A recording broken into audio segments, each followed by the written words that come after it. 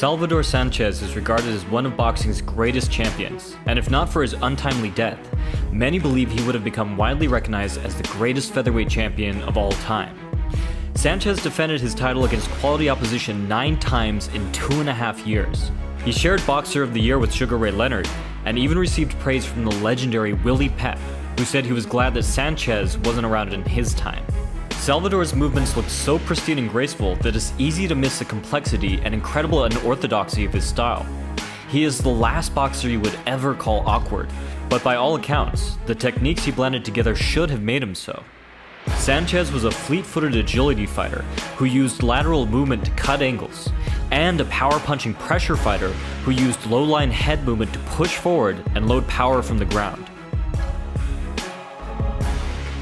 Sanchez could be bouncing up on his toes 1 second and crouching low into a hard overhand the next.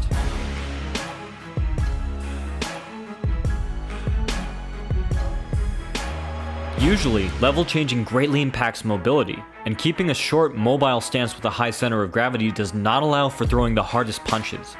It is a testament to Sanchez's skill that he was able to move so naturally from one style to the other in his own fluid interpretation of the Mexican style of boxing. A defensive master, blocks and parries were always Salvador's second line of defense, there to pick up the slack in the rare cases his footwork and head movement did not suffice. The first step to putting all of this together was the bob. Sanchez would dip down offline to remain evasive, set up punches, and keep his opponents guessing. This simple but effective staple of boxing helped Salvador load up power by subtly shifting his weight from one foot to the other. Because he worked so many bobs into his movements, it was incredibly difficult for competitors to tell when Sanchez was simply staying defensively responsible, or using a preparatory motion to set up an ear-ringing haymaker. Sanchez blended his head movement so well that he was able to lead with preloaded crosses and overhand rights. And it was in great part these leading rights that Sanchez used to move into his favorite position, a squared up stance in a deep crouch. From this position, Sanchez gave his opponents a hard lesson in countering. Crouching low encouraged Salvador's opponents to punch down, leaving them unbalanced and their guard exposed. Sanchez happily capitalized on this mistake with a variety of tricks and tools, utilizing complex head movement and footwork. Funnily enough, Salvador's most impressive-looking maneuver was also the simplest. All the same, it left world-class fighters looking like unskilled novices, swinging at air. Salvador would draw a punch by ducking in, and then just return to his normal stance. This was essentially just a pull, but a pull back to a neutral position. This kept Salvador at the perfect defensive distance. Even better, the weight transfer from a heavy lead leg to an upright position was more than enough to load Sanchez's lead hook with a great deal of power. Which brings us nicely to the lifelong partner of the bob, the weave. Sanchez was incredible at weaving, punching, and stepping all at the same time. By dragging his rear foot forward as he moved into his crouch, he positioned his feet in a great stance to move laterally. Once again, lateral movement and crouching are usually not synonymous. But, once again, this was Salvador Sanchez. A common pattern for him was to transition directly from an inside weave to an outside shuffle.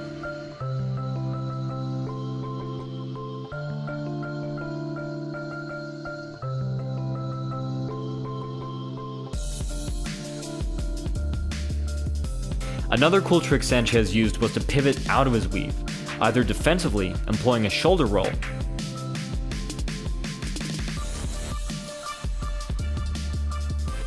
or offensively, using his pivot to load a lead hook.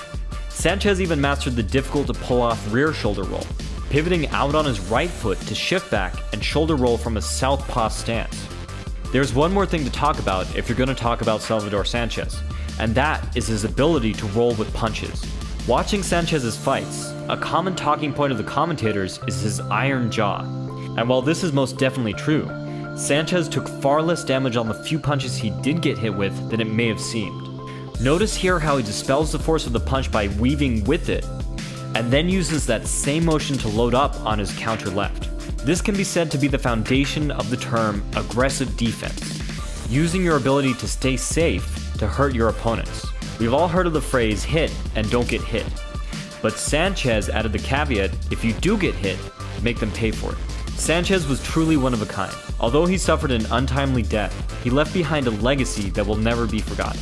I would recommend all fighters check out his bouts as an example of how to gracefully and smoothly transition from technique to technique.